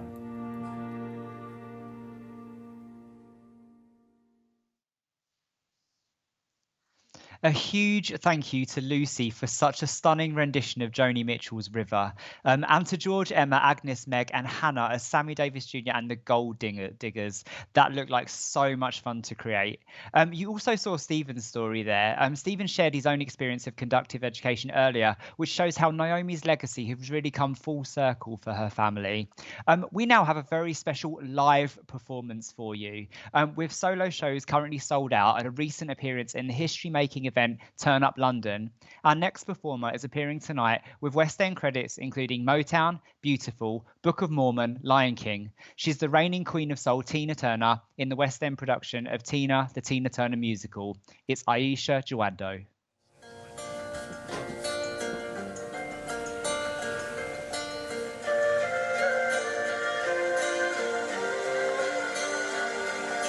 You think you own whatever land you land on. The earth is just a dead thing you can claim. But I know every rock and tree and creature has a life, has a spirit, has a name.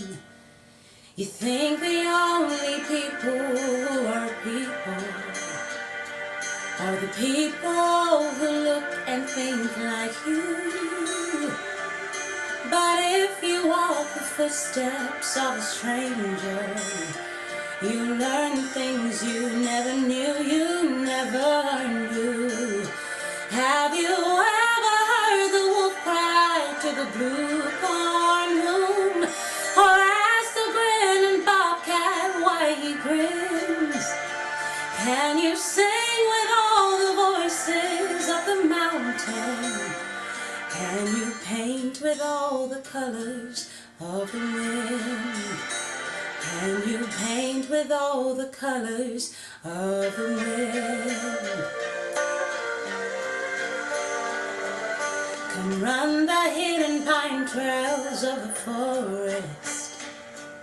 Come taste the sun-sweet berries of the earth. Come roam in all the riches all around you. And for once, never wonder what they're worth. The rainstorm and the river are my brothers. The herring and the otter are my friends. And we are all connected to each other.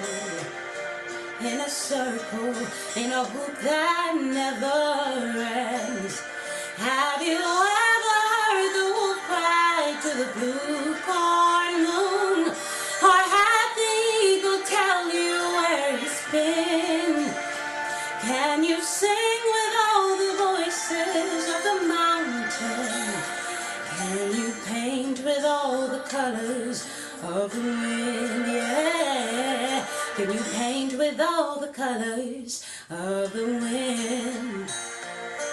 How high does a sycamore grow? If you cut it down, then you'll never know. And you'll never hear the wolf cry to the full corn moon. Oh, whether we are white or copper skin, you need to sing with all the voices of the mountain. You need to paint with all the colors of the wind, yeah. You can roam earth and still all you want is earth until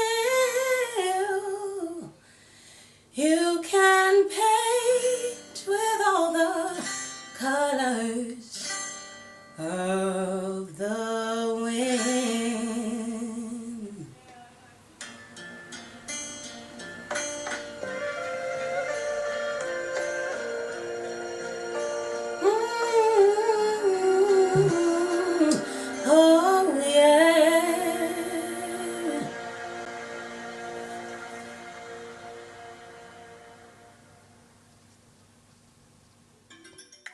Aisha, thank you so much. It's great to meet you.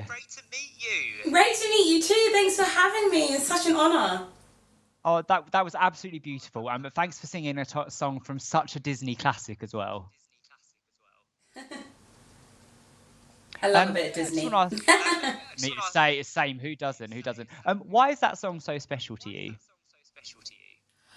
I'm a Disney fanatic, and I think personally, in my opinion, it's one of the best Disney ballads. Not because it sounds beautiful by anyone who's ever sung it, but I think the lyrics are so deep, and it really forces people to look at life from a different perspective, which I think with Naomi's Garden, you're looking at life through other people's eyes and how they live it, and it may not be the same way you live it, but it's still a life and it's still meant to be lived, and there's still beauty found in it as well.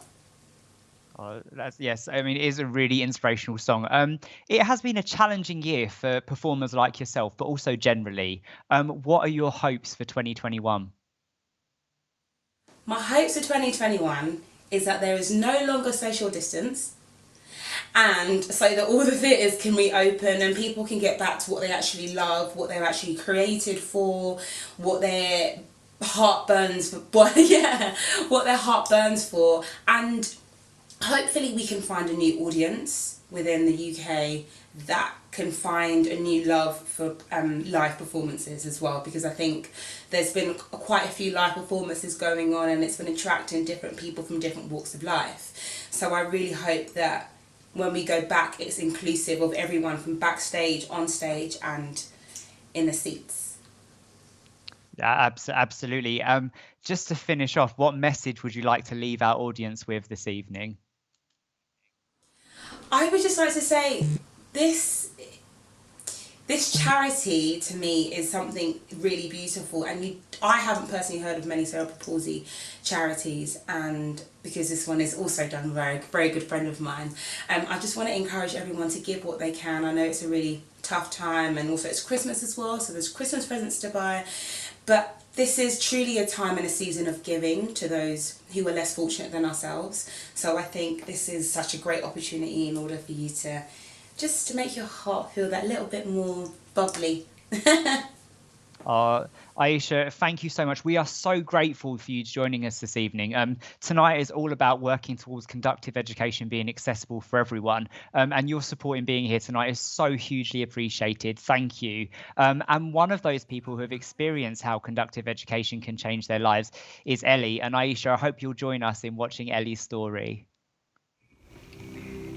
So this is Ellie. Ellie is 21 years old and has cerebral palsy. I think I've been working with Ellie for about 10 years now, and she's just an absolute dream. Ellie is such an amazing example of what it looks like to never give up and to fight for your dreams. She is learning to drive, she has a car, she has a great job, and she's just an example of what it looks like to keep pressing on even when maybe other people have told you that you aren't going to achieve very much.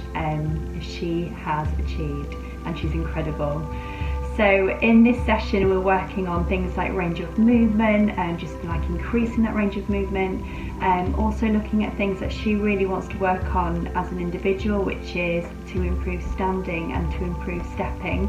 And now for you and I, for us just to stand up and to step, we wouldn't really have to think very much about it, but actually if you really break down that skill, the things that are required to do that are so many. So things like body awareness, like where are my feet, where are my knees, where are my hips, having a good strength in the trunk to be able to bring your body up into standing, things like balance, things like transference of weight, head control. There are so many things that go into standing and walking, and in a session we will break down every single one of those things that she wants to do and look at improving the foundational skills so that we can build up so that she can get to the aim that she's going for. Ellie is so motivated and she works really hard putting everything that she is into everything that we do.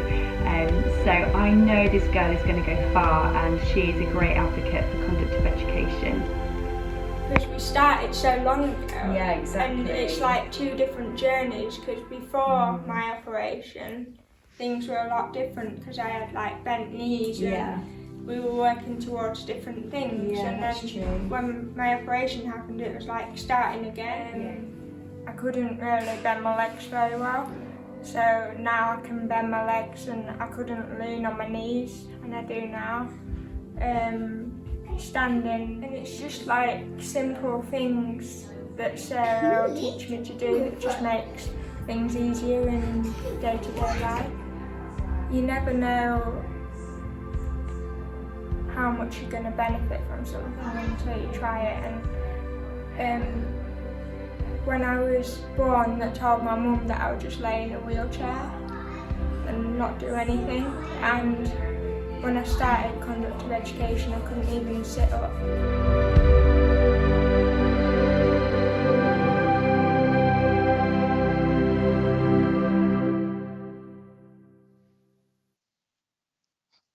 So you've just seen a story, and I'm now so excited to say that we are joined by the incredible Ellie herself. Ellie, it is so nice to see you. Yeah, it's lovely. It's lovely to see you too.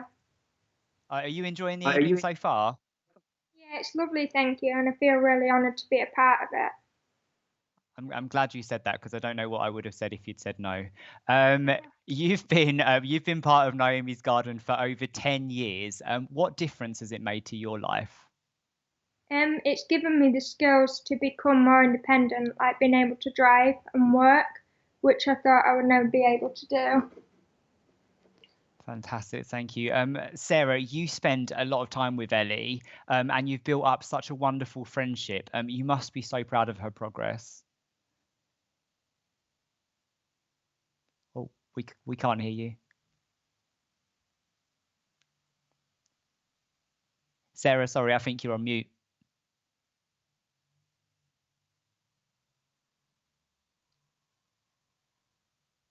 So okay. Sarah, we'll come back to you in a second. Ellie, we're all inspired by your story, your determination, and your progress. What keeps you motivated?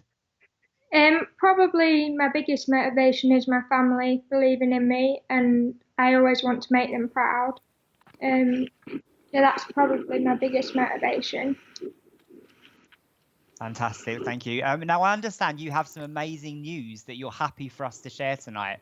You recently got engaged. Congratulations, firstly. Did you have a hunch? Did you have a hunch, or was it a total surprise? Yeah, it was a complete surprise. I had no idea at all. Oh, brilliant. Well, congratulations. Sarah, are you back with us? I think so. Cool. You spend a lot of time with Ellie, and you've built up such a wonderful friendship. You must be so proud of her progress. Oh, I'm so just unbelievably proud. This girl just keeps conquering and just doing so amazing. I'm in awe of her, and I am inspired by her life. She's just incredible. So you really are, Ellie, and it's so nice of you to join us this evening, and for sharing your story with us all.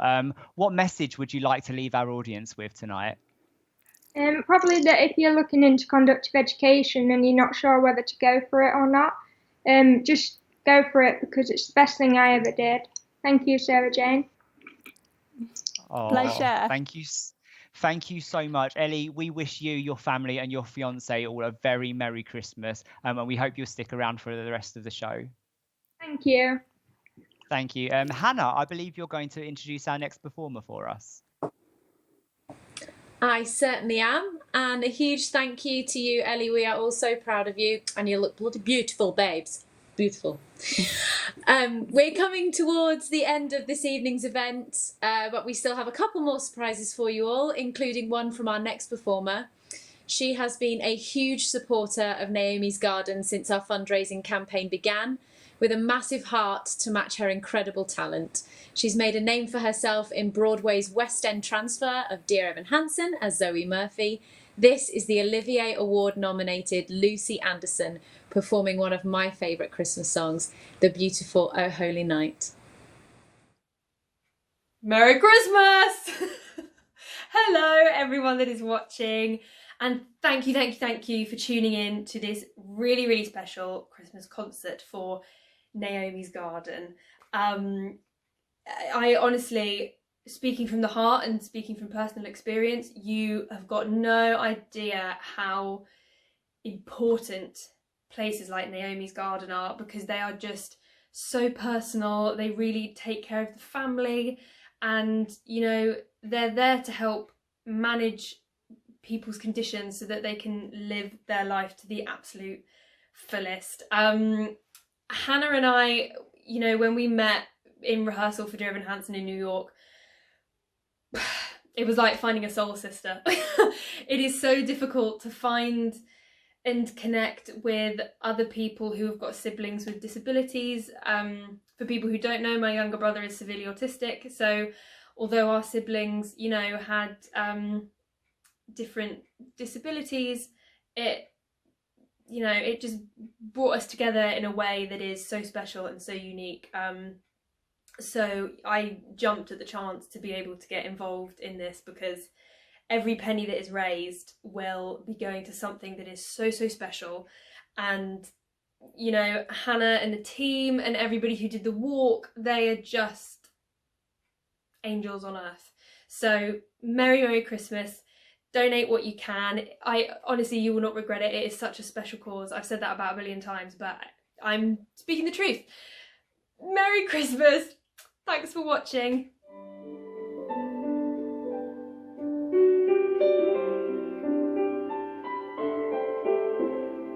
Oh, holy night, the stars are brightly shining. It is the night of our dear Saviour's birth. Long lay the world in sin and error pining, till he appeared and the soul felt its worth. A thrill of hope, the weary world rejoices, for yonder breaks a new and glorious morn. Fall on your knees,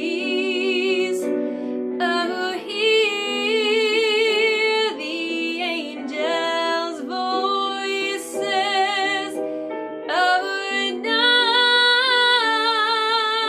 divine, oh, night when Christ was born. A night divine,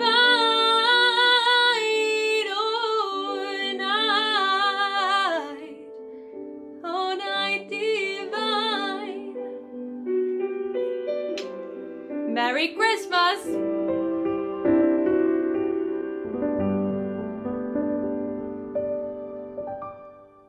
That was beautiful. Thank you, Lucy. And what a fantastic evening it's been. Hannah, you must be so grateful to your friends for taking the time to support Naomi's Garden tonight and generally. I am overwhelmed, I'm not going to lie, to all of you who have performed for us, and to everyone watching as well. Thank you from the bottom of my heart. Thank you for your donations, thank you for your performances, and thank you for helping us to help more children and adults like Naomi. I think we've made her very proud. Absolutely. Sarah, has this evening been everything you'd hoped it would be?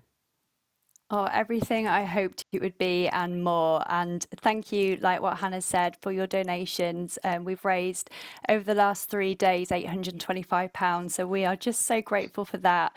Thank you to all the families that have been involved, and thank you to our performers as well. It's just been incredible. That's an amazing amount. A huge thank you for everyone for watching, for your generosity and your time this evening. If you haven't donated yet, please do. Our next performance is a true match made in musical theatre heaven. Husband and wife Helen Wolfe and Dom Hodson performing What Are You Doing New Year's Eve? Helen is the West End's current presiding Glinda the Good in one of my favourite musicals ever, Wicked. And Dom has appeared in a host of musicals, including West Side Story, Warhorse, and Beautiful, the Karen King musical. Here they are. Happy Christmas! Happy Christmas!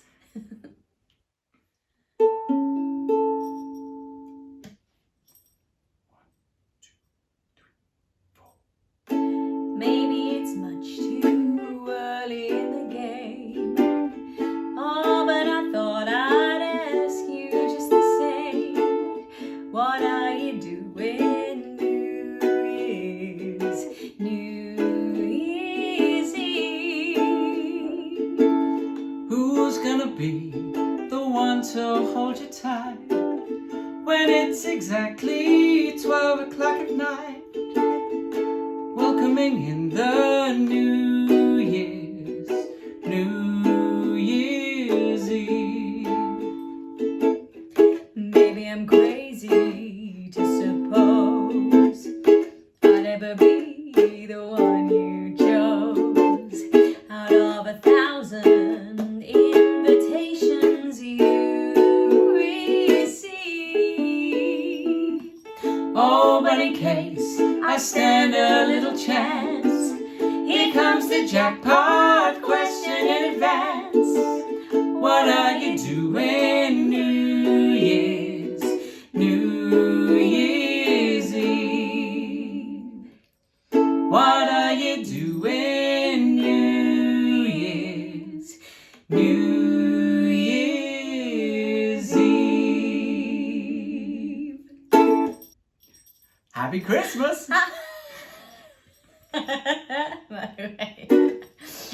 Shake my balls because I don't can hear it.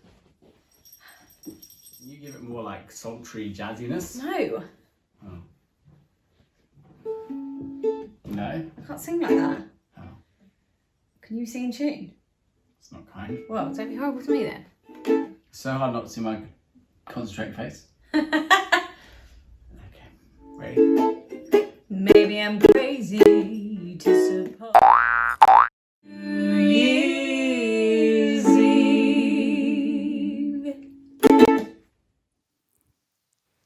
Thank you, Helen and Dom.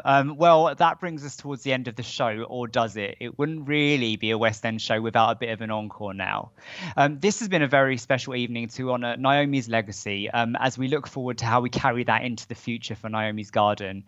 Sarah, what's next for Naomi's Garden, and how can our audience continue to support the wonderful work that you do? Yeah, firstly, just thank you for joining us, everyone. This just means the world. I can't even tell you how overwhelming it is with all the support we've had from families and from West End stars. And it's just incredible. But we are going to keep pressing towards our goal, even beyond this performance. We are going to open up our own centre, and you are all invited to the opening. It's going to be quite a party. And in the meantime, you can follow our progress on our Naomi's Garden's Facebook page. Just search for Naomi's Garden Conductive Education, and you will find us there. And Sarah regularly posts lots of kind of like those stories of some of the people you've seen tonight. Hannah, Naomi was your little sister. So this evening is obviously so important to you, your family, and to you, Sarah. What final message do you have for our audience this evening? So I wanted to quote my lovely friend Leah, who has a daughter with cerebral palsy. She messaged me when I was halfway up one of the 3 peaks. And just like climbing those mountains and seeing the stunning view from the top, she messaged me and said, life with a disability is hard, but it exposes us to so much beauty. I am glad we share this pain and this joy. And I just thought that was perfect, because that's life, isn't it, really? The pain and the joy together, and you can't really have one without the other. So to all of our audience, wherever you are watching this tonight, and whichever side of the coin, the pain or the joy, which is most relevant to you right now, it's been a tough old year, but this evening has been a complete joy for me, and I want to thank you all for sharing it with us, to send you love. Apologies for the technical difficulties. We will post the performances that you missed so that you will get to see them, and we want to wish you a Merry Christmas and all the very best for 2021. Thank you both. I mean, the work you're both doing is so incredible. And again, as Hannah said, we'd like to thank our fabulous performers who made the evening possible. And I'm sure I speak for all of us when I say I can't wait to see you on stage as soon as life returns to normal, whatever that might be. Thank you to our special guests this evening as well, Naomi's wonderful family, Mandy, Stephen, obviously you, Hannah, Sophie, Luke, Emma, and you, Sarah, as well. Jules, you're doing fantastic work. Look forward to seeing how you and Sarah are able to work together in the future. And last, but by no means least, the incredible Ellie. Thank you to Silent Disco Walking Tours for donating tonight's prize. We'll be in touch with the winner in the next few days. And also a massive thank you to the wonderful production team at Vivid for bringing this show to life, and for all of your support and hard work. You have been amazing to work with. And then finally, to all of you, our audience, thank you for spending the evening with us. Apologies it's overrun, the nature of live events, but we hope you've enjoyed this evening. We certainly have. Thanks to everyone who donated. If you haven't yet, still plenty of time to do so. The details will be on the screen shortly. And Hannah, I'm going to hand over to you to introduce our final performance of the evening. Okay. Our final star toured the world with Mary Poppins before recently returning to the West End Company and performed for the nation on Britain's Got Talent. Other credits include Barnum, Sister Act, Avenue Q and Guys and Dolls, to name a few. Here is the glorious Lucy May Sumner. Hello and Merry Christmas, everybody. Please, please, please donate what you can to Naomi's Garden. It's the most incredible cause. Thank you so much.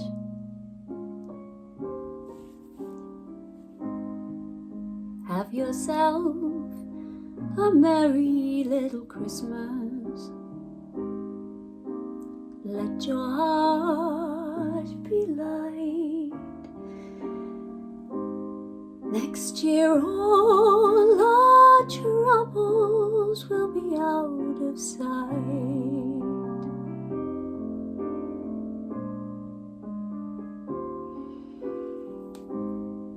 Have yourself a merry little Christmas. Make the Yuletide gay. From now on, our troubles will be miles away.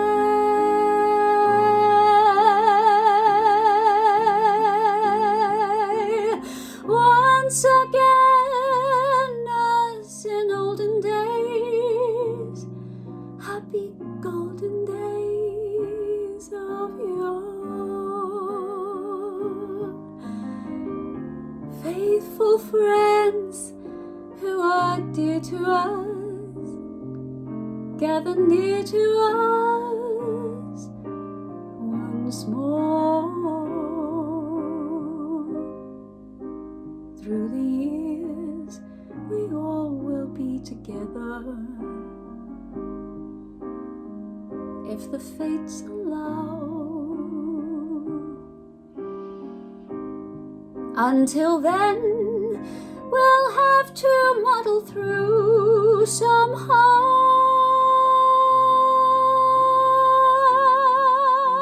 So have yourself a merry little Christmas.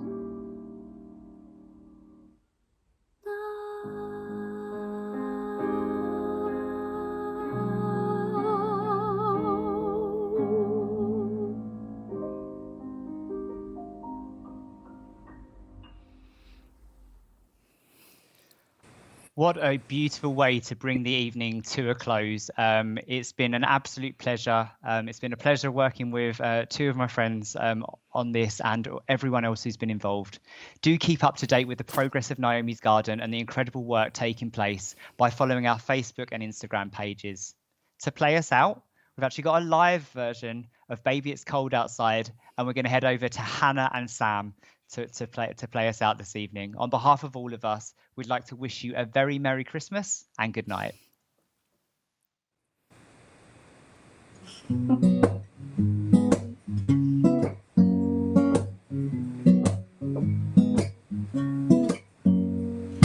really can't stay. Baby, it's cold outside.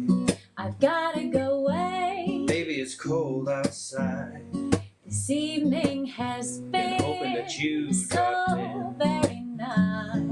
I'll hold your hand there just like My mother will start to Beautiful, worry. what's your hurry? My father will be pacing the floor. Listen to that fireplace roar. So really I better scurry. Beautiful, please don't hurry. Well, maybe just a half a drink more. Put some records on while I The neighbors might think, Baby, it's bad out there.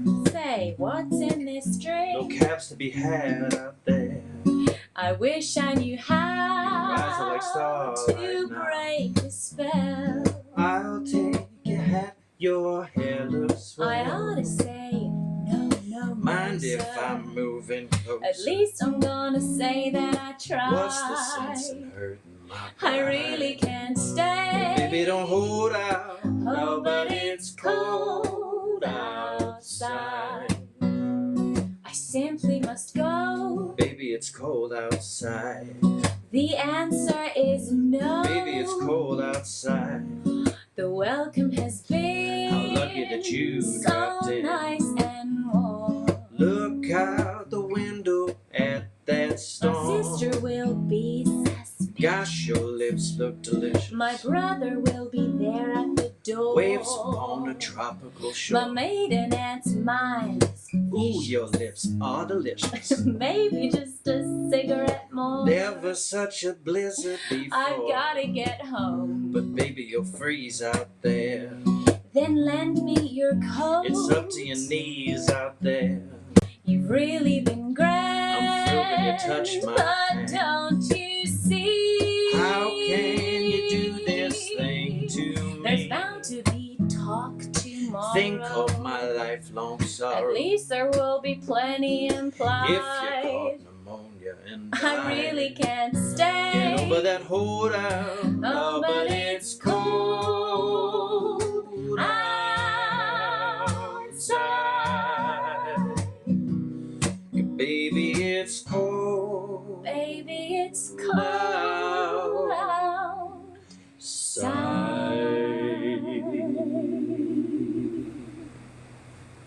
Merry Christmas, everyone.